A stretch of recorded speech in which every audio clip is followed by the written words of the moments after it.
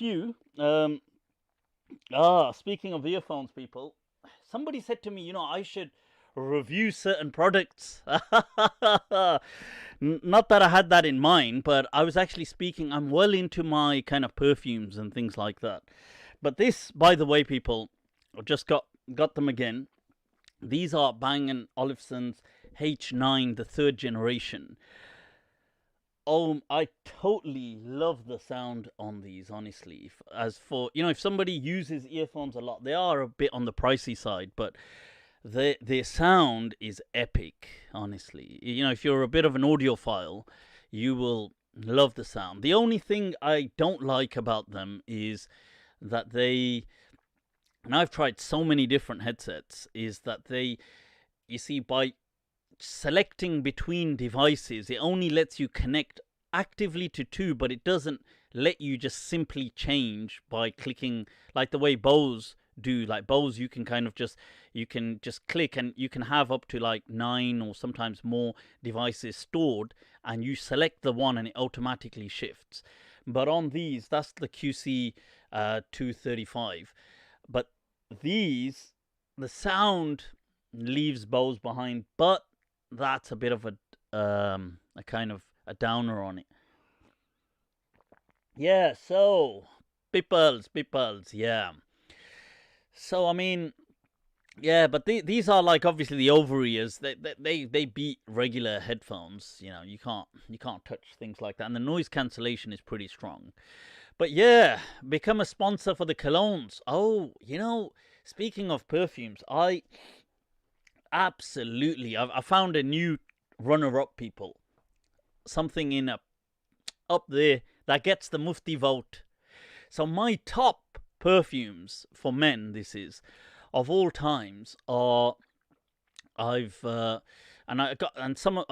of these I just got recently, so I'll tell you about that. It has to obviously be Creed Aventus, obviously, for men.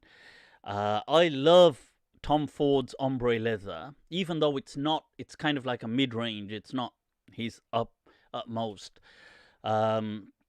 So they are amongst the lead, but recently I also, I have to add there's a niche. If you guys are into niche fragrances for men, there's from the house of Marley Layton.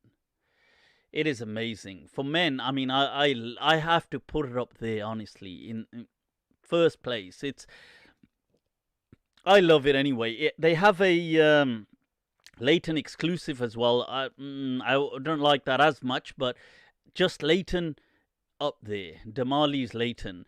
But recently, I've just acquired. What I do is, you see, I'm really into fragrances. So when I hear something about certain fragrances, I get a decant. I'll always kind of order a small amount, test them out if I like them or not. And so, Creed Spicewood. Wow. All I can say is it is amazing, honestly. It is absolutely. So if you guys are into your fragrances, that's an absolute must. I feel anyway.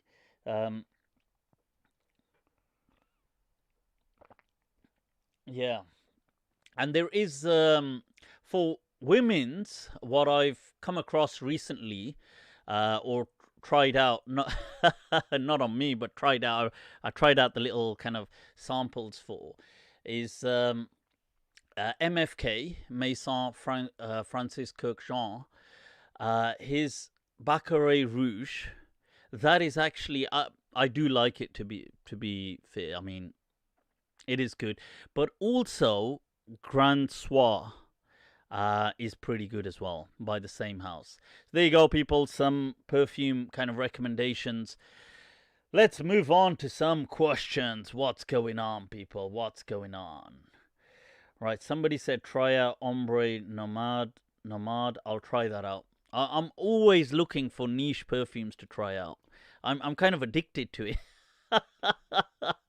I'm like a shopaholic, honestly. I am a shopaholic. Why lie? I'm like, huh? What's this perfume? What's this one? What's this? I've bought so many, and I've thought that, yeah, and I get the kind of samples for them, and useless. Oh, good, and but yeah, so yeah, tobacco, yeah, vanilla tobacco, tobacco vanilla for Tom Ford is is definitely